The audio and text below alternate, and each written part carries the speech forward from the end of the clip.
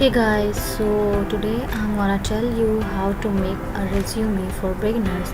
So सबसे पहले मैंने एक फ़ाइल ली है और उसमें मैंने अपना नाम लिखा है। सो एक्चुअली मैं अपना नाम यूज़ नहीं कर सकती थी, तो मैंने अपने चैनल का नाम लिख दिया है। ठीक है, तो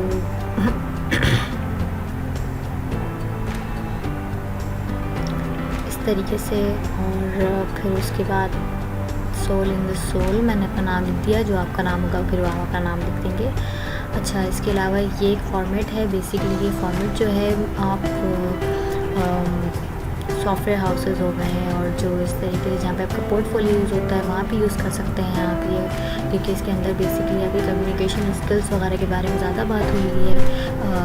आप इस तरह यूज़ कर सकते हैं। अच्छा, मैंने अब जो है अपनी एजुकेशन में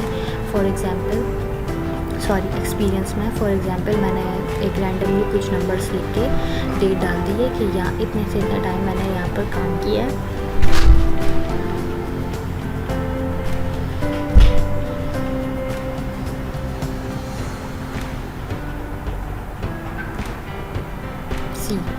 अब डेट डालने के बाद मैंने यहाँ पर अपनी पोस्ट लिखी, job title. So for example मैंने मैनेजर लिखा।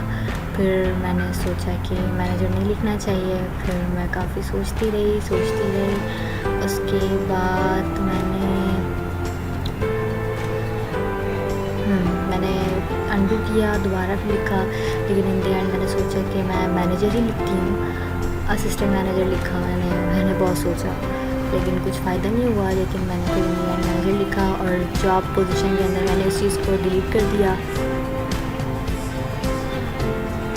Sorry for the background music. Actually यहाँ पे बिल्डिंग में जो लोग रहते हैं वो थोड़ा लाउड बजा रहे होते हैं, तो आवाज़ आ रही होती है। ओके, तो इस तरीके से हमने पोजीशंस लिख दी और ये जो डिस्क्रिप्शन लिखी हुई थी यहाँ पे इस चीज़ को मैंने मेंशन कर दिया।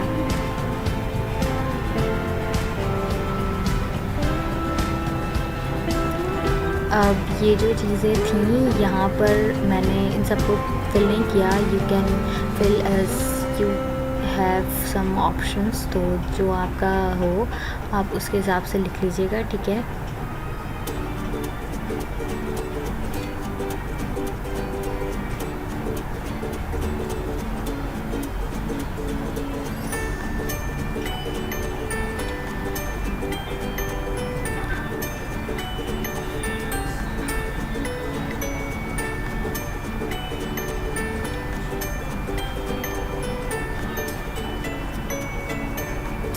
अब नीचे आपके यहाँ पे एजुकेशन आ गई।